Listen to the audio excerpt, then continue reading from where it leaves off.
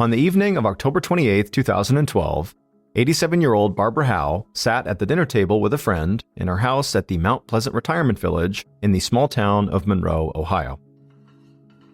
As the two women began eating, Barbara's friend had a huge smile on her face. She couldn't get over how Barbara still loved to cook and how good she was at it. At 87 years old, Barbara made it a point to stay active, and she loved cooking and having people over to her house as often as she could. And when she wasn't entertaining, she loved to drive her prized red Cadillac around town and visit the shops on Main Street. At the dinner table, Barbara broke down the latest episode of Dancing with the Stars, which she watched religiously, and then also the two women caught each other up on what was going on with their kids and their grandkids. Barbara's husband had died about 14 years earlier, and since then she'd lived on her own. But her family, especially her daughters and her granddaughter Barbie, made sure she was never by herself too often. Just then, the landline phone rang, and Barbara shook her head. People calling during dinner time was so rude as far as she was concerned. But she excused herself from the table and walked into the bedroom to grab it. The person on the phone said they were working in the retirement village that evening to fix and update all of the residents' Lifeline medical alert systems. Lifeline was a device that allowed someone to push a single button in order to get medical help in case of an emergency. Everyone who lived at Mount Pleasant had one, and it had a piece of equipment connected to the phone line that sometimes required maintenance. Barbara thanked the Lifeline worker for letting her know, said she'd see them soon, hung up, and went back to the table. Barbara and her friend talked and ate a while longer, and then finished up their dinner. They made plans to catch up again the following week, said goodnight, and then Barbara's friend headed out. Barbara cleared the table and started cleaning up the kitchen right away. She'd been a neat freak her entire life, and she couldn't stand having any kind of mess or clutter in her house. When she was finished cleaning, she poured herself a glass of iced tea, walked into the living room, and sat down in her favorite chair. She put her drink down on a small table right by her chair, then she grabbed the remote and turned on the TV. But just as she began flipping through the channels, she heard a knock at her front door.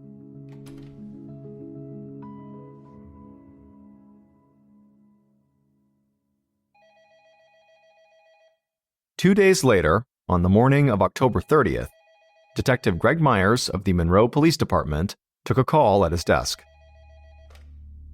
The woman on the phone quickly introduced herself as Donna Wesselman, and Detective Myers thought she sounded very frantic. Donna said she had plans to meet up with her mother, Barbara Howe, later that day, but she'd been trying all morning and she couldn't get a hold of her. And this was not normal. Her mom always answered her cell phone, or at least called back within a few minutes. Donna said she talked to family and her mother's closest friends, and nobody had heard from Barbara in over a day. And her mom was 87 years old, so she was really worried that she might have fallen down in the house, gotten hurt, and now couldn't call for help.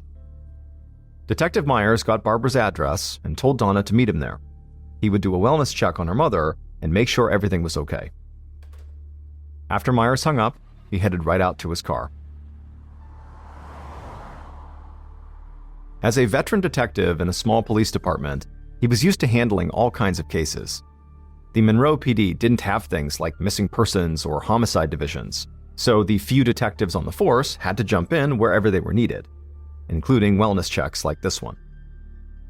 As Myers drove past the town's quiet Main Street, he looked at all the old-fashioned shops that were all decorated for Halloween, and he thought it looked like something out of a classic 1950s horror movie. A few minutes later, Myers arrived at the Mount Pleasant Retirement Village, and he found Donna very anxiously waiting outside of her mother's house for him. After reassuring Donna that everything was okay, he'd go in there with her, Donna pulled out the key that she had to her mother's house, she walked up to the front door, and she opened it. The pair walked into Barbara's house, and immediately Donna called out to her mother, but there was no response. Now, at first glance, nothing looked out of place to Detective Myers. He didn't see any signs of forced entry or struggle, which made total sense, because he believed Barbara had most likely fallen or gotten hurt while she was alone at the house. Detective Myers and Donna quickly searched every room in the house, but there was no sign of Barbara anywhere. But when they came back into the TV room, Donna noticed a glass on a small table, and she pointed at it, and she had this frightened look on her face. Myers didn't understand. It was just a half-empty glass of what looked like iced tea. But Donna said her mother had to be one of the neatest people alive. She would never leave a half-empty glass on the table like that. Detective Myers glanced around the room. Other than the iced tea, he didn't see any other indications that Barbara had been home recently. So he asked Donna if her mother still drove, and she said yes, she did, all the time. Myers led Donna back outside, and as soon as she was out there, she suddenly realized something else was off. Her mother's prized red Cadillac was gone. Detective Myers quickly shifted his focus from the house to the missing car. He now worried that Barbara might have driven off the road, or maybe gotten into some kind of car accident. She could have been injured and trapped in the car somewhere for almost 2 days now. He told Donna to go home and wait for his call. In the meantime, he'd issue a BOLO, a be on the lookout call, for Barbara's red Cadillac. This would go to law enforcement departments all over the area. Myers got in his car and immediately called in the BOLO. He also reached out to the Ohio State Police, because he knew his department just did not have the resources to carry out a full-scale search for Barbara.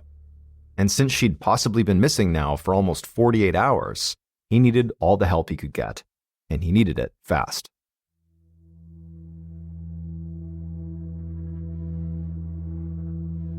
Two days later, on November 1st, Detective Myers sat at his desk, desperately hoping for some kind of lead on Barbara or her missing car. He'd stayed in regular contact with local, county, and state law enforcement agencies, all of whom were aiding in the search. But so far, nobody had found anything. He had also continued to update Barbara's daughter, Donna, about the whole situation, and he'd begun receiving regular phone calls from Barbara's granddaughter, Barbie, who was a young adult. In fact, Barbie had become kind of relentless, asking for regular updates and wanting specific details of the police search. Myers knew Barbara's family was upset and panicked, of course, and they had every right to want answers from the police. But right from the get-go, something about these calls from Barbie just seemed off to him. Still, at this point, he believed Barbara most likely had gotten into a car accident, so he didn't think too much about why her granddaughter was behaving strangely. After all, stress can make people act in all kinds of different ways.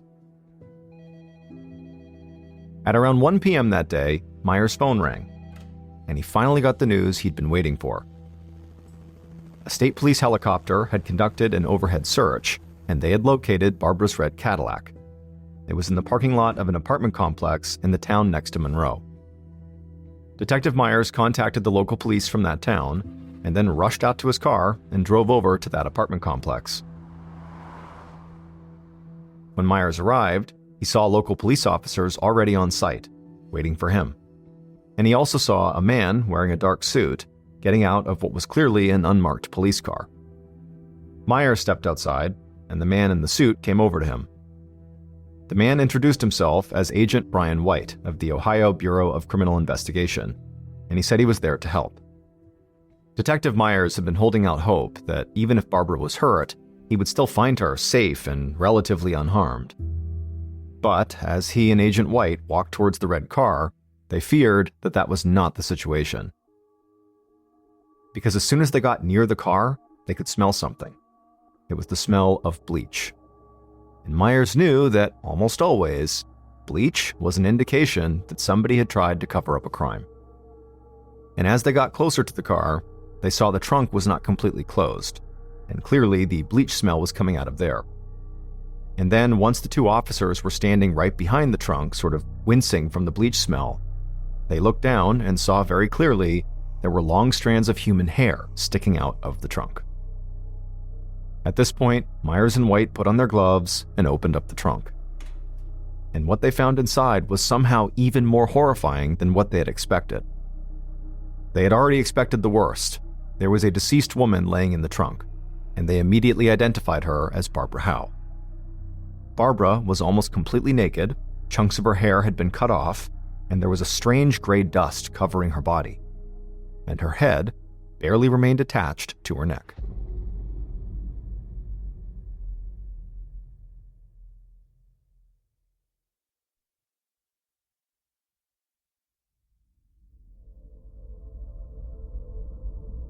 Police immediately began searching the Cadillac and the surrounding area. But the state forensics team needed more space, and they wanted to get the car and Barbara's body into a more controlled environment. None of these small-town police departments in the area had facilities to house a car for a full forensic search. So the local fire department cleared out space at their station and let the police move the car there.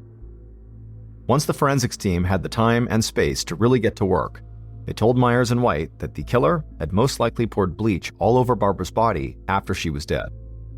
But the killer had not bleached the trunk or the car. And forensics techs said that after the killer covered Barbara's body in bleach, they had most likely emptied out a vacuum cleaner on her. That's where the techs thought that strange gray dust covering her body had come from. But most importantly, they said they had found some blood in the trunk and the car, but not nearly enough to match the brutal, deep wounds on Barbara's neck. They said if that kind of attack had been delivered in the trunk or the car, they would have found far more blood than they did. So, based on this, Detective Myers and Agent White believed the murder must have taken place somewhere else, and Barbara had been dumped in her own trunk and then driven to the apartment complex. The investigators thought that the most likely site of the murder would have to have been Barbara's house, but Myers had been there for that wellness check, and he hadn't seen any blood or anything that indicated a violent attack had taken place there. That said, Myers knew he could have overlooked something while he was there. There hadn't been a reported homicide in Monroe, Ohio in almost a decade. So when Myers had gone to Barbara's house, the thought that Barbara, an 87-year-old woman who lived in an upscale retirement village, had been brutally murdered there had not really even crossed his mind, so he wasn't really looking for indications of a murder. So, Myers and Agent White gathered up a group of Monroe police officers and Ohio State troopers and went back to Barbara's house to conduct a much more thorough, full-scale search.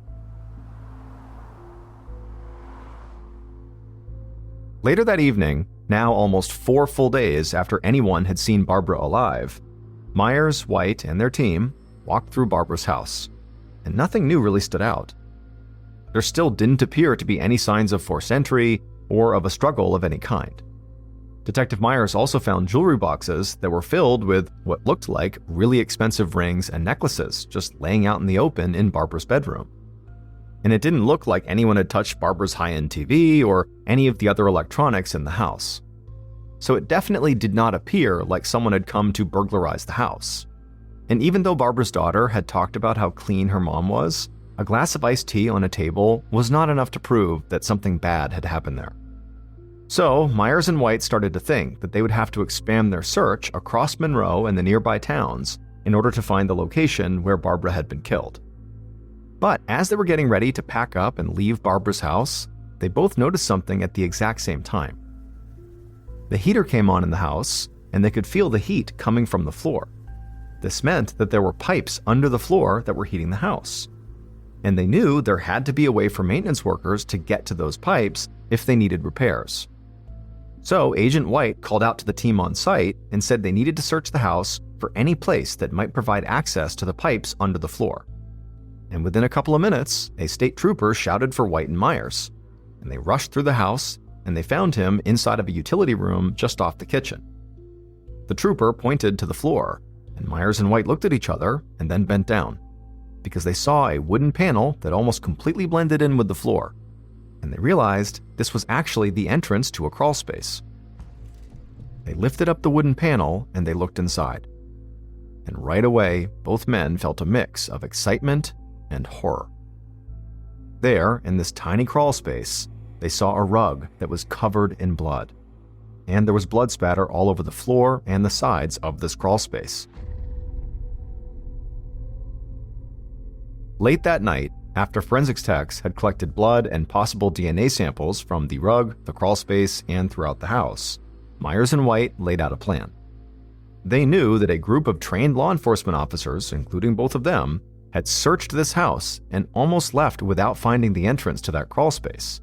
So they didn't believe that Barbara's killer was just some random person who just happened to stumble upon that hidden panel in the utility room floor.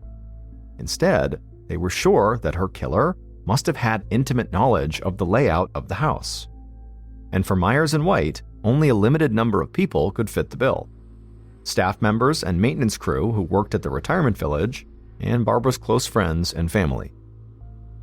Agent White had the resources at his disposal to track down and interview everyone on staff at Mount Pleasant. So Myers, who was well respected in the local community, would handle speaking to Barbara's friends and family. And Detective Myers knew who he wanted to start with, because he lived by a simple adage when it came to police work. If there's a fire, and someone watching that fire burn wants to know all the details about how it started and how it spread, there's a good chance that person may have started the fire.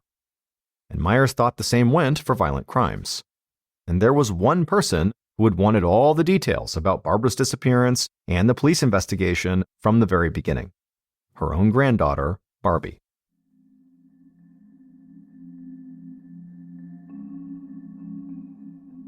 In the days following the discovery of that crawlspace, Detective Myers and his team dug deeper into Barbara's life and her relationship with her granddaughter. And what they found did not really surprise them. Barbara was loved by pretty much everyone who knew her. She was smart, funny, and always looked out for other people. But hearing things like this was pretty common for police when talking to people who had just lost their loved one. But Myers got the sense that Barbara really was this kind person who had tried to take care of other people for most of her life. However, there was something else that Myers kept hearing about Barbara. She and her late husband had apparently always been great with money. So, over the years, Barbara had become extremely wealthy. And because of the type of person she was, she wanted to take care of everyone she loved after she was gone. Which meant her kids stood to inherit sizable portions of her wealth once she passed away. And also, so did her granddaughter, Barbie. And so, armed with this information, Detective Myers brought Barbie in for an interview at the police station. Barbie sat down across from Myers at his desk, and she proved to be as talkative as she'd been every time she'd called him about the investigation. Over the course of this conversation, Barbie communicated to Myers that she loved her grandmother. But she also communicated that she was having some money issues. She told him that she really had to work hard just to pay her rent and cover her bills. Now, on the surface, that did not seem particularly strange to Myers. Barbie came off like a lot of young people do who were living on their own for the first time. But there was also something that Myers could not quite figure out. Barbie still seemed like she wanted to know everything about the investigation, and Myers honestly couldn't tell if this was because of some morbid curiosity, if it was nerves, grief, or if she really was the arsonist watching the fire she had set. So, eventually, he told Barbie that the best way she could help the investigation would be to provide a DNA sample. And Barbie said yes, of course. And so Myers had an officer swab her cheek to get the sample, and then after that, he let her go. Part of Myers didn't want to believe that someone could do something so horrific to their own grandmother. After all, Barbara hadn't just been killed, she'd been brutalized. But regardless of what he wanted to believe, and even though Barbie had cooperated, Myers still had to consider her a major suspect at this point. She had tried to inject herself into the police investigation, she had a clear financial motive, and she was young and physically capable enough to have easily overpowered her grandmother. While Detective Myers continued to focus on Barbara's friends and family, Agent White and state police methodically interviewed staff members and the maintenance crew from the Mount Pleasant retirement village. And they also tried to collect voluntary DNA samples from as many employees as they could. But the investigation took time. There were so many people to interview just at Mount Pleasant alone that it became clear this case would not be solved overnight. And as the weeks passed by and still they had not caught the killer, Myers and White started to realize their investigation was causing a full-on panic in the retirement community. Homicide cases were almost unheard of in Monroe, so Barbara's murder had already shocked everyone in town. But now, the people who lived at Mount Pleasant started to believe there was a killer on the loose who was specifically targeting senior citizens. And they feared that the police weren't any closer to finding this killer than they had been on day one of the investigation. As the Mount Pleasant residents made their feelings public, the pressure on the police and the company that oversaw operations at Mount Pleasant continued to mount. In order to demonstrate that they were doing everything they could to protect their residents, the company that ran the retirement village helped set up a tip line with the Monroe police. and even offered a $10,000 reward to anyone who provided information that led to an arrest.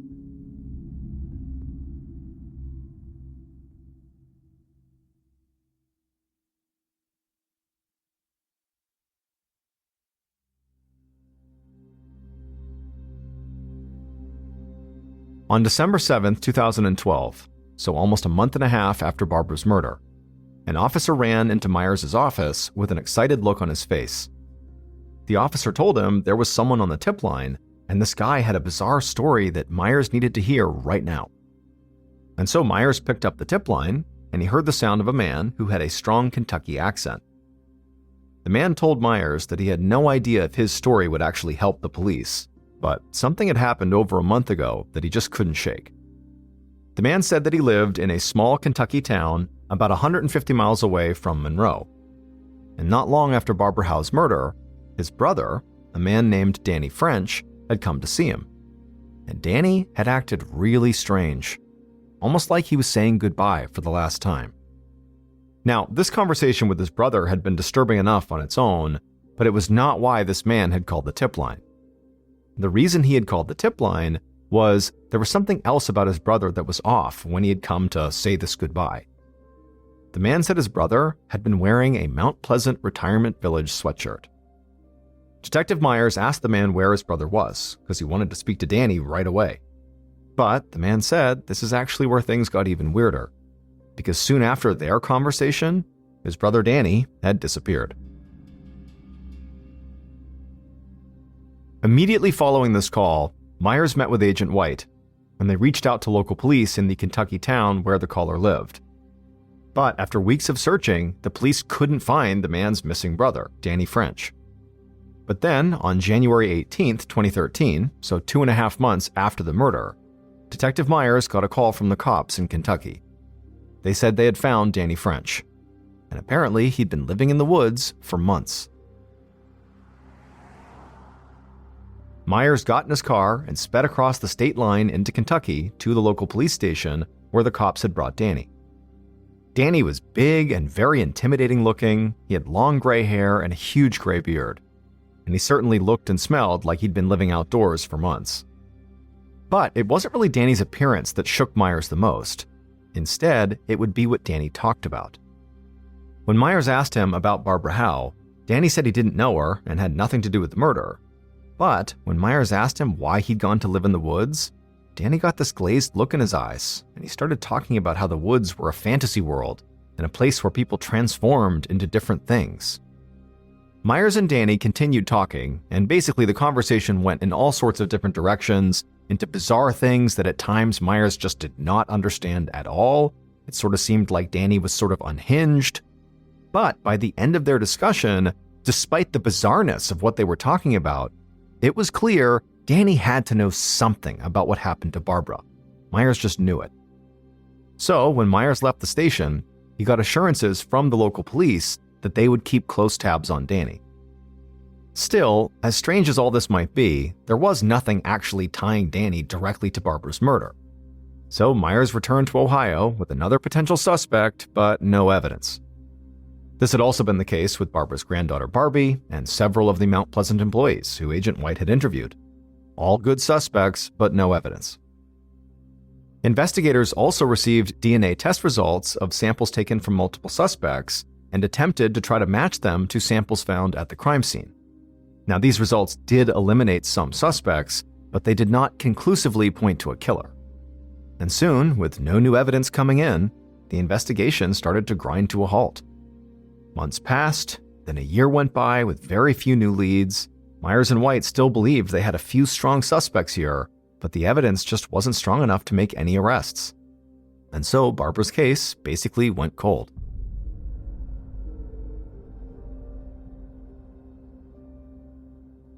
Fast forward to October of 2014, 2 years after Barbara's murder. Detective Myers sat in his office at the Monroe police station working on a different case. Now, he'd not given up on finding Barbara's killer, and both he and Agent White had continued to follow any potential leads. But Myers still worked for a small department, and so other cases did need his attention. Just then, Myers heard someone yelling his name. and then he looked up to see an officer rushing into the office with a grin on his face, and he handed Myers a piece of paper. Myers looked at the paper and saw a bunch of dates, times, and some handwritten notes, and then he asked the officer, what is this? Why are you so excited about this?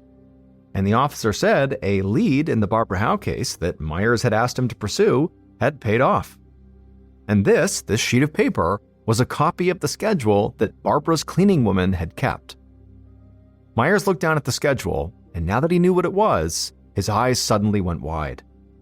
He told the officer to find this cleaning woman and bring her in right away.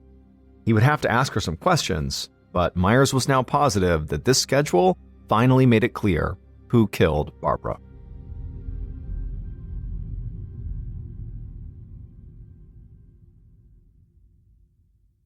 Based on information from Barbara's cleaning woman, DNA test results, and evidence collected over the course of the entire investigation, the following is a reconstruction of what police believe happened to Barbara on the night of October 28th and the early morning of October 29th, 2012.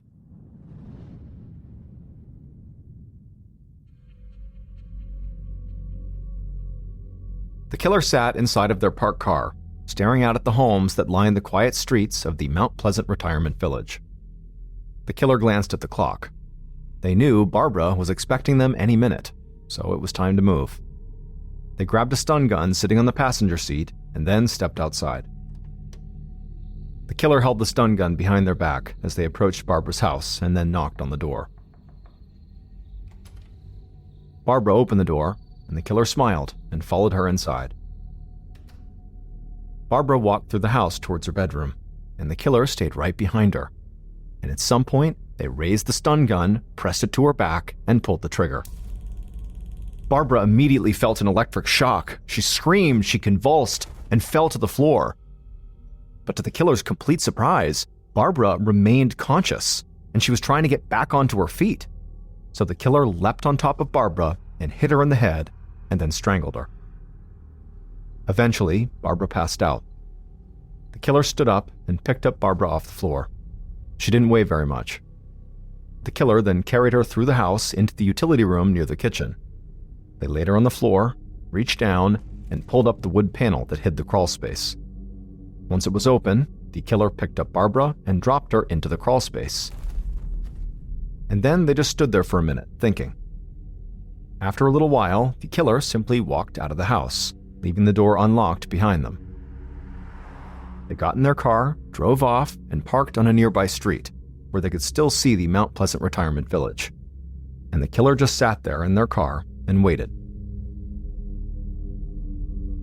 Hours later, after midnight, the killer saw that almost all the lights in the retirement village had now gone off. It seemed like most residents were now asleep.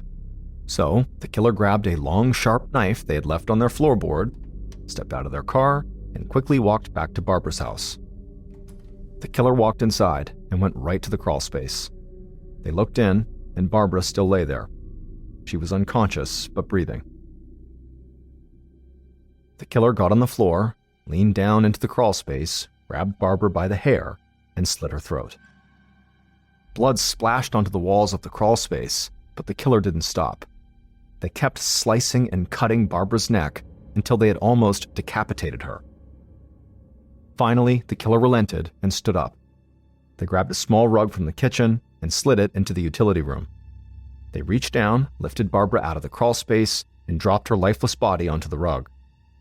But as they did that, they realized that drool from their mouths had dripped and fallen into Barbara's hair. So they took the bloody knife and cut off that chunk of her hair.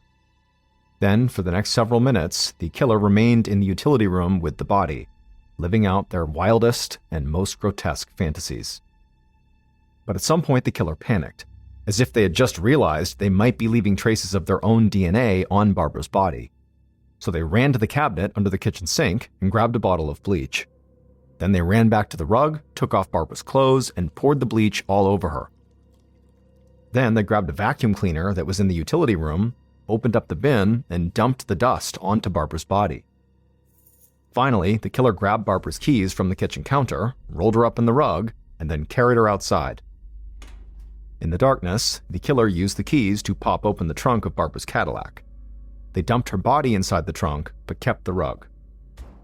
They slammed the trunk door, not noticing part of Barbara's hair was sticking out and that the trunk did not close all the way.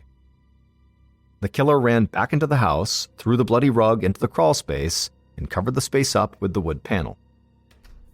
Then they ran back outside, locking the door behind them, got into Barbara's car, and drove to an apartment complex in a nearby town. Once there, they abandoned the car and walked down a dark street to a large store that was open all night. From there, they called a cab, got a ride back to a spot that was not far from where they had left their own car. They walked back to their car, got in, and then sped across the state line into Kentucky.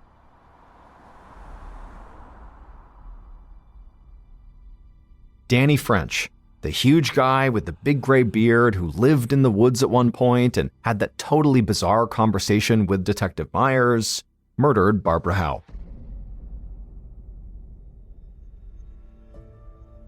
It would turn out Danny had once been a maintenance worker at the Mount Pleasant Retirement Village, so he knew all about that crawl space. He also knew that every resident had one of those Lifeline medical emergency devices. So, on the night of the murder, he called 3 women at Mount Pleasant, posing as someone who was there to fix their Lifeline devices. And Barbara was the only one who said he could come by that night to fix it. And as soon as Barbara opened up her door and let Danny into her home, he carried out his plan. From the moment Detective Myers met Danny after he'd been pulled out of the woods for his interview, he had suspected Danny was the killer.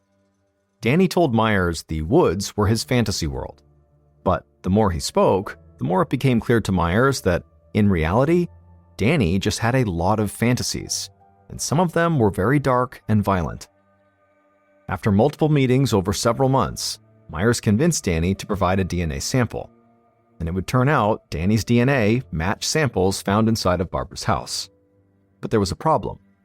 Danny had been a maintenance worker, so he'd been in that house many times, which could explain why his DNA was there.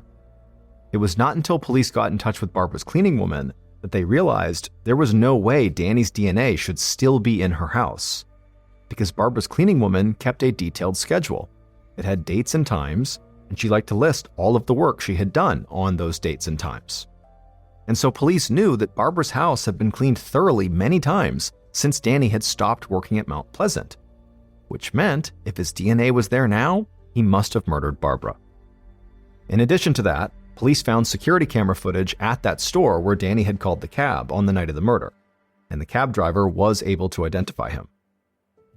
Danny was arrested, and he would eventually confess. He was sentenced to life in prison without parole.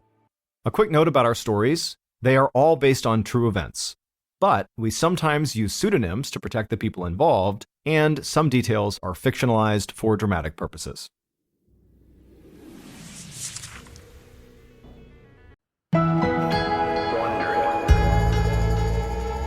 On the far west side of Ohio lies a small town called Wilshire. In 1989, there were less than 600 people that called this place their home, and virtually all of them were middle-class Americans. Most of them were farmers or factory workers, or they worked in one of the very few small businesses in town. While Wilshire was certainly not the most exciting place to live, it did have a reputation for being a nice place to raise a family. It was a tight community of people that looked out for one another. One family that was part of the Wilshire community in 1989 was the Rogers family. They consisted of the parents, Hal and Joan. Joan went by Joe, and they were both 36 years old, and they had 2 daughters, Michelle, who was 17, and Christy, who was 14. Hal and Joe had met in high school. Joe was very outgoing and popular, and Hal was reserved and quiet. But despite their extreme differences, they actually complemented each other very nicely, and they seemed to bring out the best in the other. By their senior year, Joe had become pregnant with Michelle, and so after graduation, the teen couple got married and they moved into a dairy farm to start their life together. And a few years after that, Christy was born and their family was complete. Over the years, Hal and Joe worked extremely hard on their farm, but it just wasn't enough to pay the bills. So to make ends meet, Joe had to get a second job working nights at a factory where she drove a forklift forklift and worked the assembly line. While life was certainly not very easy for the Rogers family, they always found a way to stay positive and upbeat. The girls were very popular in school and made friends easily, and when they were home, they were always goofing around with the farm animals that they loved. As for the parents, they always carved out time every week where just the two of them could sneak off and get breakfast or dinner together. But their simple, happy way of life would be shattered later that year when it was discovered that Hal's brother, John, who actually lived with them in a trailer on their farm property, had secretly been assaulting Michelle for the past 3 years. Michelle hadn't told anyone because John had threatened to kill her, but when inappropriate pictures of her turned up inside of his trailer, his horrible secret was out. John went to jail for a very long time, but the damage he left behind was unbelievable. Michelle couldn't even talk about what happened to her. Meanwhile, Hal, her father, was just beside himself. He could not believe that right under his nose, someone was harming his daughter, and that it was his own brother doing it. He wanted to kill his brother, but his brother was in custody, so he couldn't. And making this situation even more painful, Hal and John's mother wound up siding with John. She believed Michelle was lying and it set John up, and she began saying this publicly, and it spread all throughout town. It was just an absolute tragedy through and through, and Hal and Joe had no idea how they were going to recover from it. That's when the idea of a vacation came up. Take the kids away from this farm, away from this drama, let them be kids again, let them be stress-free, even for a couple of days. It will do them an enormous amount of good.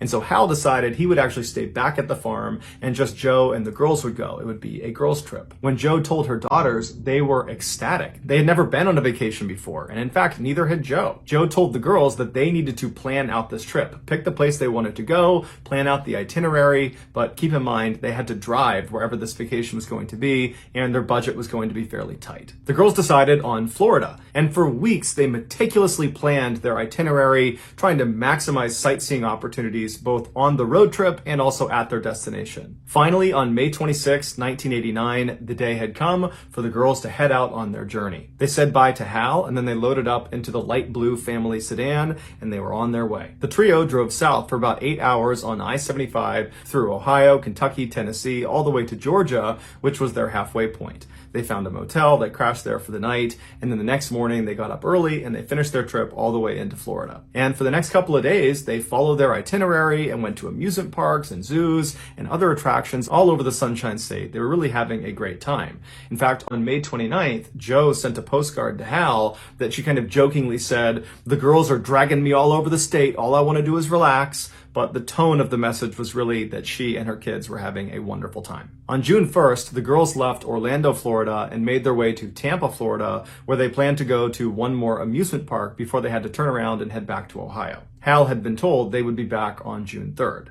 But when June 3rd came and went and the girls did not show up in Ohio, Hal was not immediately concerned. Hal was very restrained and composed. He almost never showed any emotion. So when things didn't go to plan, he didn't panic. He just assumed that Joe and the girls had decided to stay a little bit longer. They had each other and they would be fine, and he would see them in a couple of days. But over the next couple of days, the girls did not show up and they never communicated with Hal. And so on June 6th, Hal went to the police and he reported his family missing. The police investigation was slow at first because there was a general belief that these women had decided to just stay out longer because they didn't want to come back to this dairy farm that now was home to a lot of terrible memories after this revelation about their uncle. But 2 days after Hal went to police, everything changed. That morning, a motel maid in Tampa, Florida, noticed something odd about room 251. She had cleaned it earlier in the week and had made the beds and put the towels up and moved the occupants' luggage onto chairs and tables so it was nice and neat.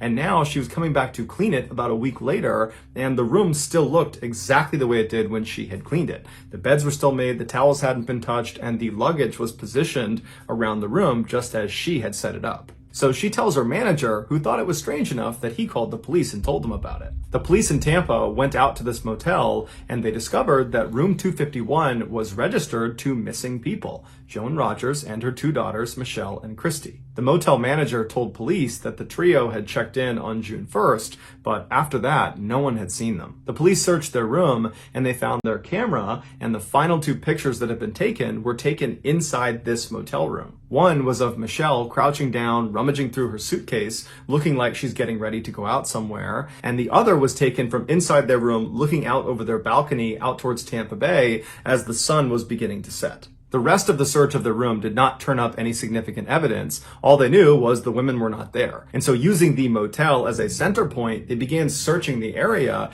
and pretty quickly they found Joe's car parked a mile away from the motel near a public boat ramp. Joe and her daughters were nowhere to be found, and initially there was nothing inside or outside the car to indicate where they might have gone. But upon closer inspection, they found two brochures sitting on the floor of the car, and on each of them was some handwriting. The first brochure had a note that was clearly written by Joe, and it was directions to the boat ramp where the car was parked. On the other brochure, the other note, the handwriting was not Joe's or her daughter's. It was some other person's handwriting, and that one was directions to the motel where Joe and her daughters were staying. The police had no idea who wrote the second note, so they started by focusing on Joe's note, the directions to this boat ramp. Specifically, they were looking at the last couple of words in her note where she wrote blue with white. And investigators assumed what this meant was when she got to this boat ramp using these directions, she needed to look out for something that was blue and white. And what would be blue and white at a boat ramp? Boats. And that's when the police made a terrible connection. 4 days earlier, the Coast Guard had made a discovery out in the bay about 25 miles away from where Joe's car had been found. At the time, no one was connecting this discovery to the three missing women from Ohio because no one in Tampa knew about the three missing women from Ohio. But now that they did know about them, the connection was obvious. While it would take 3 years to finally put all the pieces together, the police would eventually figure out what happened to Joe, Michelle, and Christy. On the morning of June 1st, they got in their car and they left Orlando and made their way to Tampa. When they got to Tampa, they couldn't find their motel. So Joe pulled over on the side of the road and she got out her brochure that had a map of the area. And as she's studying her map, trying to figure out where she is, a man approaches the car. He was white, he was in his 30s, he was average height, average build, he had blonde hair and a mustache, and was just overall kind of unremarkable and unthreatening. And so he went up to the driver's side window, and Joe rolled her window down, and he said to her, are you guys lost? I see your Ohio license plates and you're pulled over here. I'm from the area. Can I point you in the right direction? And Joe would say, actually, yeah, we're lost. We can't find our motel. Do you know where this motel is? And this guy would say, oh yeah, I know where that is. Here, give me that brochure and I'll write the directions down for you. So Joe hands the brochure up to him and a pen, and he writes down directions to the motel they're staying in. And then after he gives it back to her, Joe thanks him and he says, hey, would you guys want to come out on my boat tonight and watch the sunset out on the water? It's beautiful. And Joe and her daughters thought, you know what? This guy's friendly. He's helpful. He seems pretty nice. Sure, we'd love to go with you. And so this guy says, great. I can't wait to see you. And he proceeds to give Joe directions of how to get to this public boat ramp where his boat is. And so she takes notes on the other brochure as he's talking. And then he tells her also, when you get there tonight, look out for my boat. It's blue and white. And so she makes the note blue with white. And after that, she thanked the man not only for giving them directions, but for his generosity to allow them to come out on his boat with him that night. And as he walked back towards his car, Joe and her girls followed his directions to their motel. They got there around 12:30 p.m. They checked in. And then after that, it's not really clear how they spent their afternoon. Whether they went to the beach or a park or something like that, we don't know. But at 7:30 p.m., they were spotted leaving the motel restaurant. And then after that, they went up to their room for a little while to get ready for their trip out on this boat with their new friend. And as they were getting ready, putting their bathing suits on and shorts and jackets, Joe or Christy got out the camera and they took a picture of Michelle as she was crouched down getting ready. And they also took a picture of their view from the balcony out over the bay as the sun was starting to go down. After they were all finally ready, they put everything away in their room, they headed down to their car,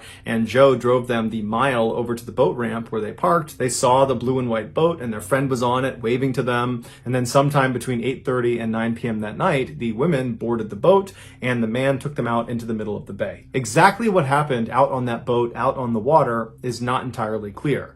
But what we do know for sure is that at some point, their new acquaintance turned on them. And he almost definitely assaulted all three of them. And then after he was done, he tied them all up. He tied their ankles together and he tied their arms together behind their back. And then he put a strip of duct tape over all of their mouths, but he kept their eyes open. He wanted them to see what he was going to do. And then he went into his boat and he pulled out 3 30-pound cinder blocks and he set them on the deck in front of the 3 women so they could see what he had. And then he got 3 long stretches of rope and he tied one end of each of these pieces of rope to each of the cinder blocks. And after each cinder block was securely fastened on the end of these long lines of rope, he would tie a noose on the other end of each of these lines. So there were 3 nooses and 3 cinder blocks. Then he grabbed one of the women, he stood them up, he put a noose over her neck, he tightened it down, he walked her over to the edge, and he pushed her off along with her cinder block. And so as she is struggling to stay above the water, her loved ones are in full view of her. They're watching this happen.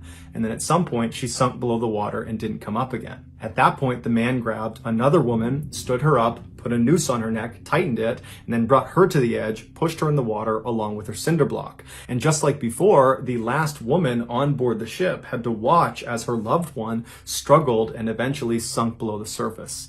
And then at that point, the man grabbed the last woman, he stood her up, put a noose on her neck, tightened it, and then pushed her off the edge along with the cinder block. And at some point, she too sunk below the surface and did not come up again.